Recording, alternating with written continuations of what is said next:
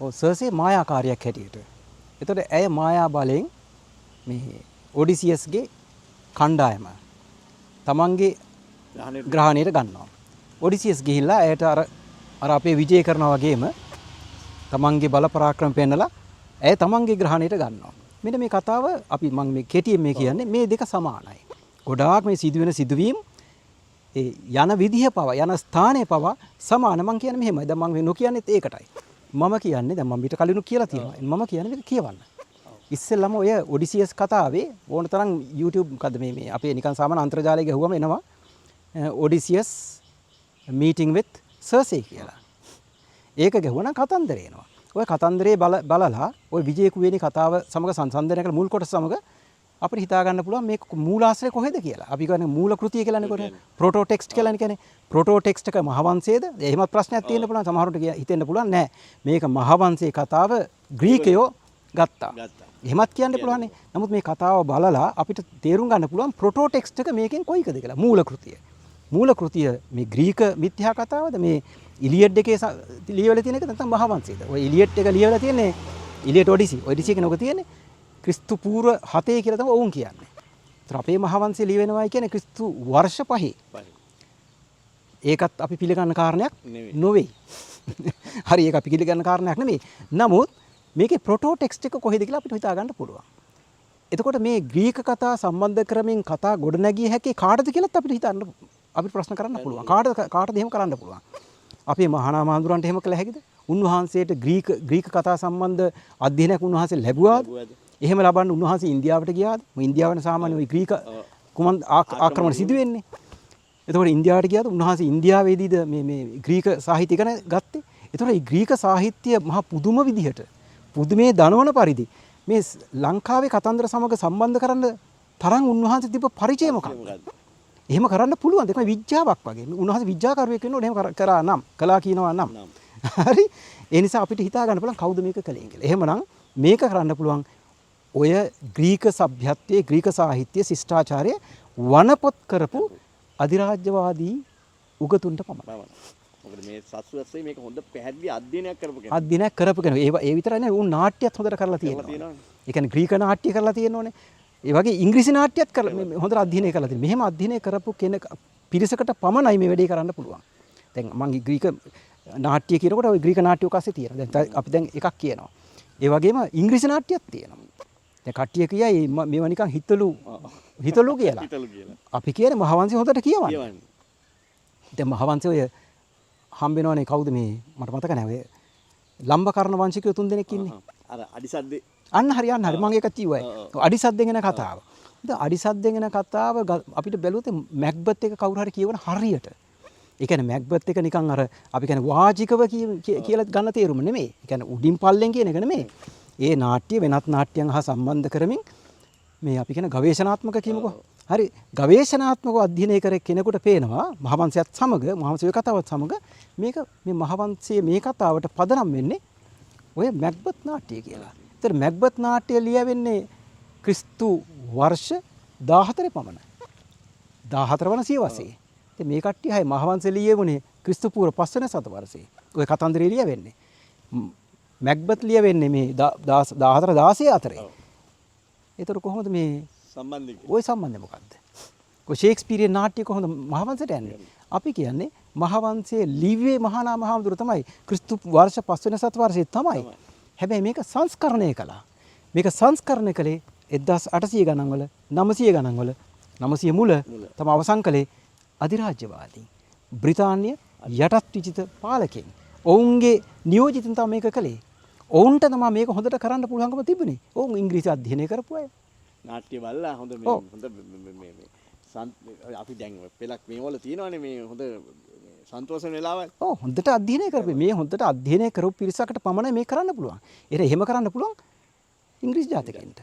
ඔවුන් ඒක කරලා තියෙනවා. එහෙනම් අපි කිය දැන් ඒක වෙනම කතාවක්. ඔය කියන කතාව. ඊට මුලට ගියොත් එහෙම අපි කියන මේ ග්‍රීක කතාවේදී ඔවුන් ඒ ග්‍රීක කතාව පදනම් කරගෙන තමයි ඔය විජය කුවේණි කතාවේ මුල් කොටස නිර්මාණය කරන්නේ. එතකොට මේ ලංකාවේ කතාවක් නෙමෙයිනේ. අපේ ඉතිහාස කතාව නෙමෙයිනේ. දැන් ඕකට සම්බන්ධ වෙනවනේ සිංහයාගේ කතාව. දැන් සිංහයාගේ කතාව සම්බන්ධ වෙන්නේ කිං ඊඩිපස් කියලා නාට්‍යයක් තියෙනවා. ඊඩිපස් රජු නාට්‍ය. ඒ ඊඩිපස් රජු නාට්‍ය තමයි බොහෝ දුරට පාදක වෙන්නේ. ඔය කතන්දරේ මුල් කොටස ගොඩ නගන්න. ඒක සිංහයාගේ කොටස ගොඩ නගන්න. සුප්පාදේවි කතාව. ඒක එහෙම බවට ගොඩක් අධ්‍යයනයන් සිදු වෙලා තින අපේ මහා වියතුන් පවා ඒව කතා කරනවා. ඒව කතා කළාට ඉන් මෙහාට අපේ ඉතිහාසයේ ඔය විකෘතියෙන් ගලවා ගන්න එක ගැන කතා කරන්නේ නැහැ. හැබැයි මේක විකෘතියක් තියෙන බව කතා කරනවා. දැන් මම ඔය පොඩ්ඩක් නැවතුවොත් එහෙම ඔය කතාව වැඩියෙන්ම අධ්‍යයනය කරලා තියෙන්නේ ඔය පේරාදෙණිය විශ්වවිද්‍යාලයේ එතුමා දැන් මිය ගිහිල්ලා ඔය ක්‍රිස්තියානි සංස්කෘතිය කියලානේ කියන්නේ. ඔය මේ කියන්නේ පෙරදින බටහිර සංස්කෘතිය කියලා. ඔය බටහිර සංස්කෘතිය යටතේ අපි ග්‍රීක සංස්කෘතිය ඉගෙන ගන්නවා. ග්‍රීක සාහිත්‍ය ශිෂ්ටාචාරය දර්ශන ඉගෙන ගන්නවා. ඒකම තව කොටසක් තියෙනවා. ඒක ඉගෙන ක්‍රිස්ටියානිටි. ක්‍රිස්තියන් සංස්කෘතිය. ඔන්න ඕකේ දෙපාර්තමේන්තු ප්‍රධානියා තමයි මහාචාර්ය මගේ නම මට නිවැරදිව කියනවා ඇති මර්ලින් පීරිස්. පියතුමා. ඔව් පියතුමෙකුට වැඩිය මහාචාර්යතුමා. මහාචාර්යතුමා එයා ක්‍රිස්තියන් භක්තිකෙක්. එතුමා මිය ගියාට පස්සේ එතුමාට විශේෂ මේ පිළිගැනීමකුත් ලක් වුණා මං හිතන්නේ. එතුමාගේ සේවයට. මේ තමයි එතුමා කළ සේවය. හරි. එතුමා මේ ඔය සම්බන්ධ විශේෂ අධ්‍යයනයක් කරලා තියෙන එකක් තමයි ජාතක කතාවල තියෙන ග්‍රීක කතා. ඒ කියන්නේ අපේ ජාතක කතා බොහෝ ජාතක කතා වලට පදනම වෙලා තියෙන ග්‍රීක කතා. ඉතින් අපි එතුමා ප්‍රශ්න කරන්නේ නැහනේ කවුද ඒක කරේ කියලා. එතුමාලට අනුව මේවා කලේ අපේ ඉතිහාසගත මුතුන් මිතු තමයි කරලා තියෙන්නේ. ඒ කියන්නේ අපේ ඉතිහාසය එහෙම පිටින්ම නැවත වරක් ඕන් කියන පරිදි බටහිරට ණය ගැති. ඒක නෙමෙයි කියන්නේ. බටහිර සංස්කෘතියට ක්‍රිස්තියානි සංස්කෘතියට අපේ ඉතිහාසය අපේ දහමත් එහෙම තැනුත් තියෙනවා හොඳේ. අපේ දහම අපේ සංස්කෘතිය ඉතිහාසය ණය ගැති කියලා තමයි මේගොල්ලෝ කියන්නේ. මේ තමයි අපේ ලංකාවේ උගත්තු වියත්තු. මෙන්න මේ වියත්තු විසින් ලියලා තියෙන දේවල් ගැන කවුරුත් කතා කරන්නේ ප්‍රශ්න කරන්නේ නැහැ. ප්‍රශ්න කරන්න බයයි. ඔව් ඒ බෑනේ අර විද්වතෙන් කියලා තියෙන්නේ. එයා විද්වතෙක්. අනික එයා ඉංග්‍රීසියෙන් ලියන්නේ.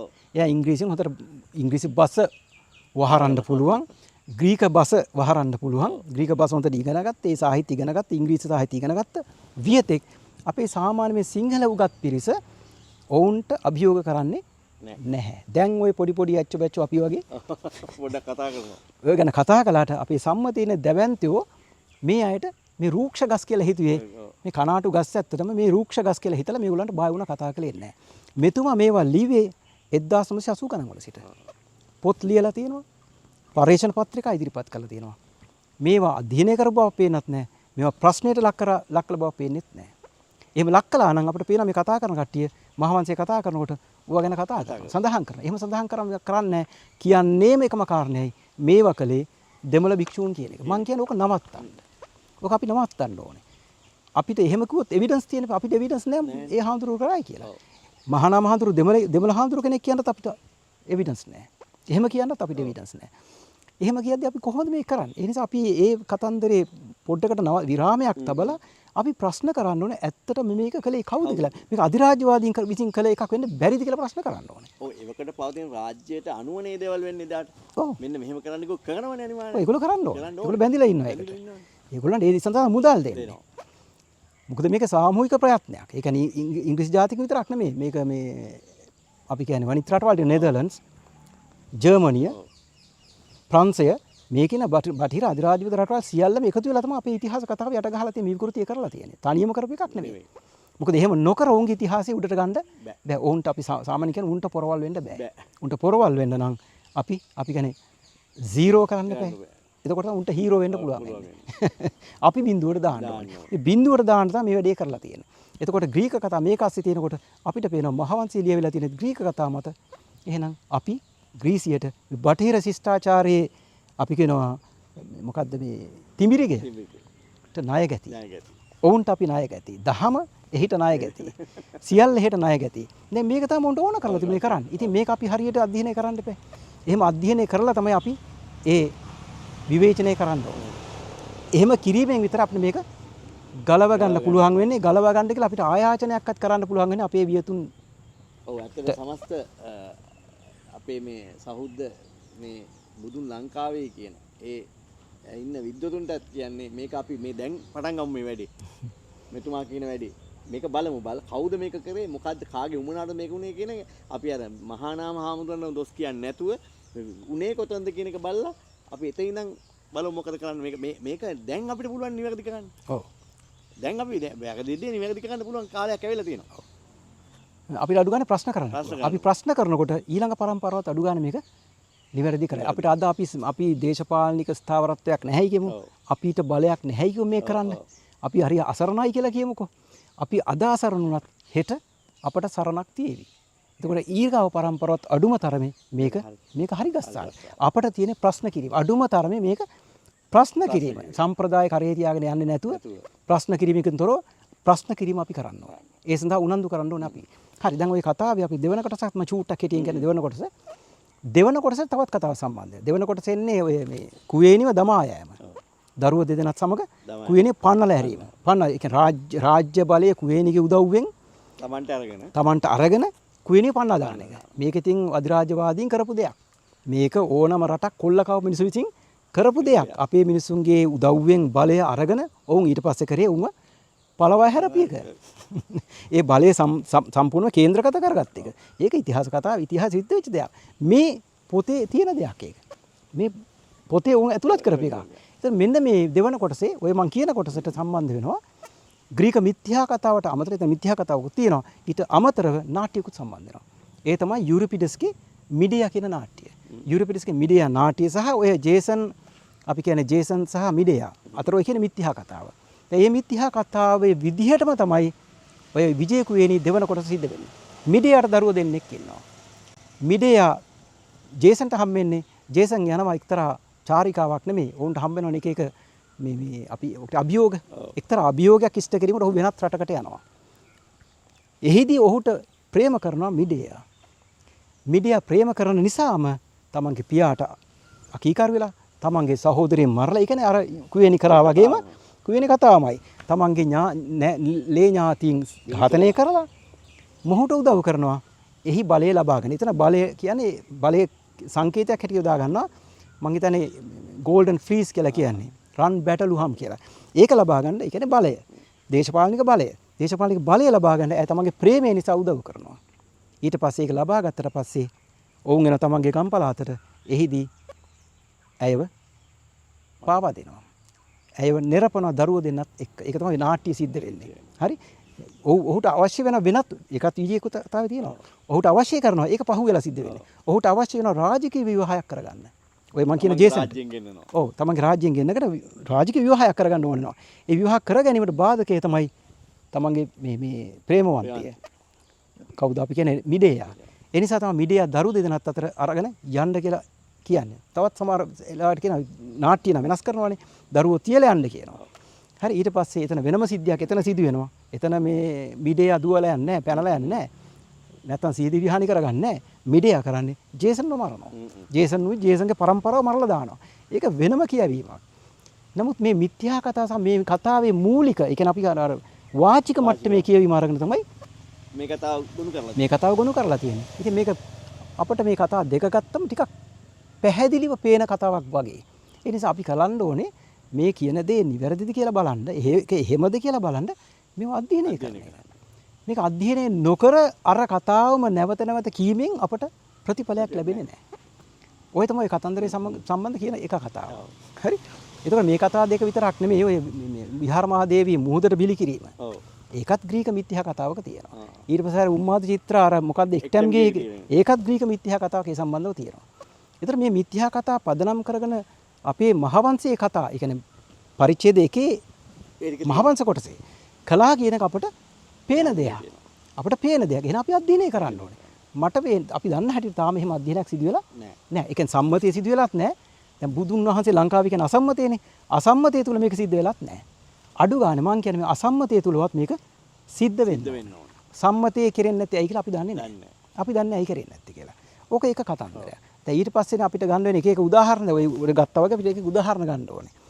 දැන් අපි උදාහරණයක් තව උදාහරණයක් අපි එතනින් නවත්තමු ඒ වගේ තැනකින්. නිකන් මතක් කරමු මෙන්න මෙහෙම සඳහන් කිරීම කීපයක් එකක් තමයි මහියංගනා ගමන. ඒ කියන්නේ බුදුන් වහන්සේ ලංකාවට වැඩියා කියන එක. දැන් අපි පිළිගන්නවද බුදුන් වහන්සේ වැඩියා කියලා? අපි බුදුන් වහන්සේ වැඩියා කියලා පිළිගත්තොත් බුදුන් වහන්සේ හිටියේ වැඩ සිටියේ වෙන කොහෙවත් කියලා අපිට පිළිගන්න වෙනවා. අපි කියන්නේ නෑ බුදුන් වහන්සේ වැඩියේ නෑ, බුදුන් වහන්සේ මෙහි වැඩ සිටියා. අපි යෝජනා කරනවා මහියංගනේට වැඩියා කියලා කියන්නේ බුදුන් වහන්සේ වැඩ සිටි තැනටම වැඩියා කියලා පෙන්වන්නේ. එහෙනම් ඒ කවුද කළේ? කාටද එහෙම ඕනකමක් තිබුණේ? මොකටද එහෙම කළේ? මේ ඉතිහාස කතාව යට ගහන්න. බුදුන් වහන්සේ ලාංකිකයෙක් කියන එක යට ගහන්න නම් මේ කරන්න ඕන. මෙන්න මේ සඳහා අපි දන්නා හොඳ කතකයෝ කියවනේ. කතාකාරයෝනේ. ඔය බටහිර ඔය මහාවංශي සංස්කරණය කරපු කට්ටිය. මේ මහාවංශي සංස්කරණය කරනකොට ඔවුන් විවිධ කතා ස්ටයිල්ස් පාවිච්චි කරා. විවිධ කතා රචනා කළා. ඔවුන්ගේ එක එක උපක්‍රම පාවිච්චි කරා. අපි කියන්නේ මේ කතන උපක්‍රම.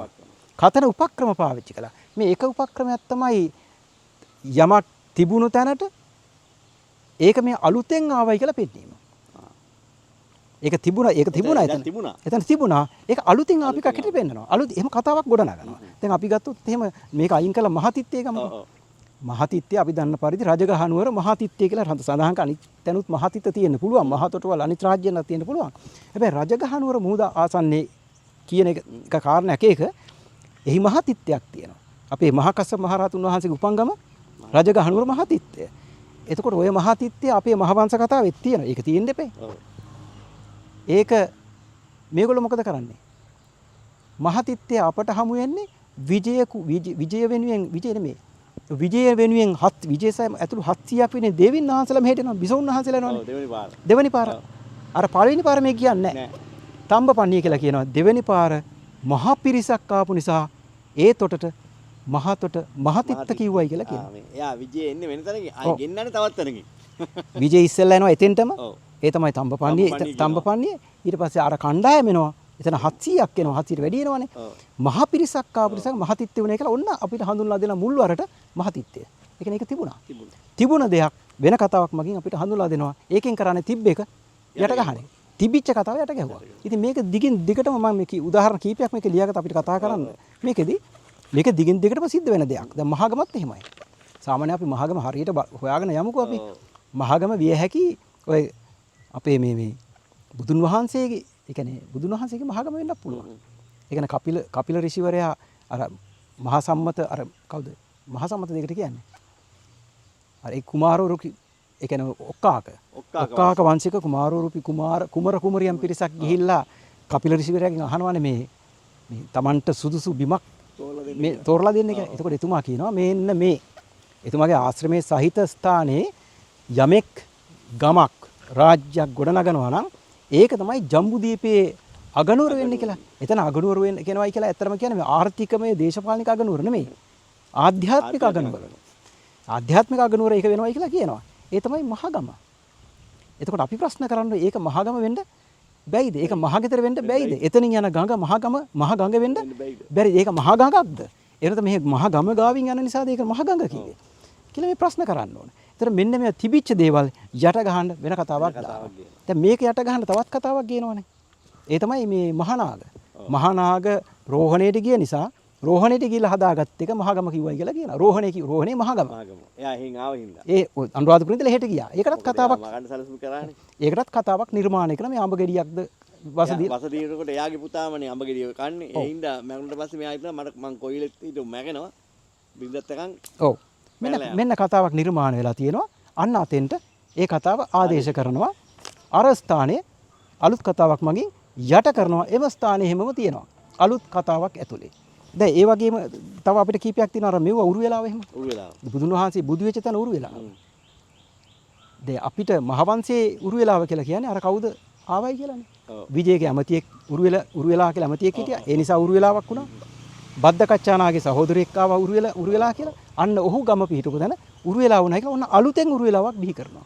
අලුතෙන් උරු වෙලාවක් බිහි කළ එක රට හැමතැනම පතුරවනවා. එක පැත්තකින් පුත්තලම් පැත්තේ එකක් තියෙනවා. එක පැත්තකින් තව එකක් තියෙනවා. මාතර පැත්තේ එකක් තියෙනවා. අර ඒ වගේ ගොඩනගාපුවාම කොහෙද කියලා හොයන්න බෑනේ. කොහෙද කියලා හොයන්න බෑ. ඉතින් ඒක නිර්මාණය කළා රට හැමතැනම විසිරුවා හරිනවා. දැන් අපිට හොයාගන්න උරුලා කොහෙද?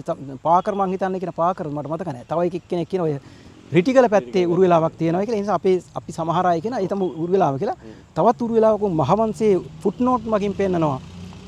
මොනරාගල පැත්තේ ඇතිමලේ හරියට උරු වෙලාවක් වෙනවා. ඒකට උරු වෙලා මණ්ඩලය කියලා කියනවා. ඒ කියන්නේ බුදුන් වහන්සේ දවස බුද්ධත්වයේ සිදු උරු වෙලාව ඒ සුවිශේෂී ස්ථානයේ ඔවුන් යට කරනවා වෙනත් පිරිස් ගෙන්නලා ඔවුන් මෙනමින් ඔවුන්ගේ නමින් මේ ස්ථානය මේ නම ගත්තයි කියලා. පරණ එක යට ගහලා අලුත් දෙයක් මතු කරනවා. අලුත් දෙයක් මතු කරනවා. මෙන්න මේ විදිහට අපිට පේනවා මහාවංශයේ ලියවී තියෙන අපි ඒකත් අපි කෙටියෙන් කියමු මහාවංශයේ ලියවිලා තියෙන්නේ අපේ ජම්බුදීපේ ඉතිහාසය. මහාවංශයේ ලියවිලා තියෙන මහා සම්බත පරපුරේ ඉතිහාසය. අපි බුදුන් වහන්සේගේ පරපුරේ ඉතිහාසය. අපේ මහා ඉතිහාසය. ඒ ඉතිහාසය ශුද්ධ ඉතිහාසයක් ගෙනල්ලා හරි ශුද්ධ ඉතිහාසයක් ගෙනල්ලා යට කරලා තියෙනවා. ඒක තමයි මේක කරලා තියෙන්නේ. මේ අපි කතා කරන කතන්දර කීපයක් මේක. ඉතින් අපිට කතා කර විශේෂ විග්‍රහාත්මක අපිට කතා කරන්න ඕන මහියංගනේ කතාව. අපි අද කරන්නේ නැහැ. අපි පොඩ්ඩක් ඒක හොයා බලලා අපි සඳහනක් කරනවා. මේක බලන කට්ටිය තා හොයනවා ඇතිනේ. ඒකට අපිට ඒ ගැනත් හොයලා කතා කරන්න පුළුවන්. ඔව්. ඒකත් හොඳයි. අපි මෙහෙම පොඩි ඉඟියක් ඒගොල්ලන්ට දෙමු. ඔය මහියංගනේට බුදුන් වහන්සේ වැඩි බව සහ ඒ මහියංගනේදී සිදුවෙච්ච දේ පොඩ්ඩක් හොයලා බලන්න ඔය මේ ක්‍රිස්තියානියේ බයිබලයේ අපි කියමු ඕල්ඩ් ටෙස්ටමන්ට් කියලා. හරි? පැරණි ටෙස්ටමන්ට්යේ තියෙන කතා සමග සංසන්දනය කරලා බලන්න. ඔය කතා අතර තියෙනවා ඔය මේ ගිනි අපි මේ කියන මහවංශ මෙහෙමයි ලියලා තියෙන ඉංග්‍රීසි පරිවර්තනය. He struck terror to their hearts by rain, storm, darkness and so forth. ඒ කියන්නේ බුදුන් වහන්සේ මේ යක්කුන්ට බිය ඇති කළා කියලා ජලය, කුණාටු, අඳුර, ගිනි ඇති කරමින් ඔවුන්ට බිය ඇති කළා කියලා හදවත් තුළ බිය ඇති කළා කියලා තමයි මහවංශය ලියවී තියෙන්නේ. ඉතින් මේක දහමට ගැලපෙන්නේ නැහැ. දහමට කිසිසේත් ගැලපෙන්නේ නැහැ. මේකෙන් කරලා තියෙන අපේ දහම විකෘති කරන එක. මේ අපේ නායකයා බොහොම රෞද්‍ර මිනිසෙක් කියලා කියන්නේ. මේක මහා විඥාකාරී. විඥාකාරී එක තැනක කියන එක ලෝම කූපයකින් වතුරත් එක ලෝමෙන් ගින්දරත් පිට කරා කියලා. ඔව්. ඉතින් මේ විඥාකාරී කළා තියෙනවා. තමන්ගේ දහම් පතුරවන්න විරුද්ධ වෙන අය විරුද්ධවාදීන් මේක එක්තරා විදිහකට ඝාතනයක් නේ. උන් බිය කරලා පළවා හැරෙන එක. ඉතින් ඒ විදිහට බුදුන් වහන්සේ තමන්ගේ ස්ථානයක් වෙන කෙනෙක් මේ ඇවිල්ලා මේවා කරන්නේ. තමන්ගේ රටට පිටින් කෙනෙක් ඇවිල්ලා මේ පිටින් කෙනෙක් ඇවිල්ලා මේ කරන්නේ. මේ බලන්න ස්වදේශිකෙන්ට කරන අසාධාරණ. හරි. ඉතින් මෙන්න මෙව්වා කරලා තියෙන වෙන කවුරුවත් නෙමෙයි අපට පේන හැටියට මේ අධිරාජ්‍යවාදී මේ සංස්කරණය කරපු අධිරාජ්‍යවාදීමයි. ඒ නිසා තමයි ඔය බයිබලයේ තියෙන කතන්දර මේක ASCII තියෙන්නේ. ඉතින් මේක හොයලා බලන්න. මේ බයිබලයේ තියෙන කතා සමග මොකද ඉන්ටර්නෙට් එකේ අන්තර්ජාලේ නිකන් ගහලා බැලුවත් එනවා. බයිබලයේ කියවන්න ඕනේ නැහැ. ඕල්ඩ් ටෙස්ටමන්ට් කියවන්න ඕනේ නැහැ. කියවලත් මේක තේරුම් ගන්න පුළුවන්. අපි තවදුරටත් තහවුරු කරගෙන ඒක කියවට කමක් නැහැ. මූලික අධ්‍යයනයක් කරන්න මේක කොහොමද වෙලා තියෙන්නේ කියලා මොන කතන්දරද මේකට සම්බන්ධ වෙලා තියෙන්නේ කියලා. එතකොට පේන්නේ ওই දෙවියන් වහන්සේ කරන වැඩ තමන්ගේ සතුරන් පළවා හරින්න බුදුන් වහන්සේත් මෙහි කරලා තියෙනවායි කියලා. ඒක බලපුවහම තේරෙයි කවුද මේ කතාව ලියලා තියෙන්නේ කියලා. ඒ කියන්නේ බුදුන් වහන්සේ මහියංගනේට වැඩියද නැත්නම් බුදුන් වහන්සේ වැඩ සිටිය ස්ථානය මහියංගනේද කියන ප්‍රශ්නේ එතකොට උත්තරයකුත් අපට ලැබෙයි. ඉතින් මෙන්න මේ විදිහටම තමයි අපිට කතා කරන්නේ මහින්ද හාමුදුරන්ගේ මහින්දාගමනය ගැන. ඒක අපිට ටිකක් හදිසි වැඩි මේ මොහොතේ කතා කරන්න. අපි මේ පූර්විකාවක් කියලා කියමුකෝ. නිකන් ඉන්ට්‍රොඩක්ෂන් එකක් කියමුකෝ. අපි මේ ඉන්ට්‍රොඩක්ෂන් එක නැත්නම් පූර්විකාවක් කළේ මේක අධ්‍යයනය කරන්න කැමති අයට. මේ අධ්‍යයනය කරලා ඔයගොල්ලෝ අධ්‍යයනය කරලා ඉවරලා මේකේ ඔයගොල්ලෝත් බලන්න තව අපිට හම්බෙච්ච නැති දේවල් ඕන තරම් තියෙනවා. ඔව්. ඒ හින්දා අපි මේ කතා කරලා අපි එක තැනකට එමු. එක තැනකට ඇවිල්ලා ඒ ඔව්හෝ නෑ බුදුන් උපන්නේ ලංකාවේද ඉන්දියාවේද? ඒ දෙයින් එක පැත්තකට එන්න පුළුවන් එතකොට. අපිට මූලිකව එක පැත්තකට එන්න පුළුවන්. ඔව්. ඊට පස්සේ ඔව් නෑ කියන අපිට අර මොකක්ද අපි කියන්නේ ඔකට මේ මල්ටිපල් චොයිස් නේ. ඔව්ද නැද්ද? අපි තෝරගන්න ඔව් කියලා. අපි ඊට වැඩිය සවිස්තරාත්මක මේක විග්‍රහ කරන්න පුළුවන්. කොහොමද? එහෙම අපි ඔව් හෝ නෑ කියන්නේ කියලා. ඉතින් ඒ වගේ බොහොම විද්වත් සාකච්ඡාවක් ඔබලටත් පැහැදිලි ඇති. දැන් ඔයගොල්ලන්ට තේරෙනවා ඇති. දැන් මේ කියපු දේ මොකද්ද කියලා ඔයගොල්ලෝ හොයන්න අපිත් හොයලා මේ සාකච්ඡාව දිගින් දිගටම කරලා අපි එක තැනකට එමු. එතකොට මේ ප්‍රශ්න විසඳුම ඉබේම ලැබෙයි. ඔව් සාපේක්ෂව විසඳුමක් ලැබෙයි. මෙන්න මේකට. එහෙමනම් මේක. ඔව්. අපි තර්ක අනුකූලව වැඩ කරන්නේ. එතකොට එහෙනම් නැවතත් මේවා වැඩසටහනකින් හම්බෙන්න තුරු ඔබට ආයිබෝවයි. ආයිබෝම.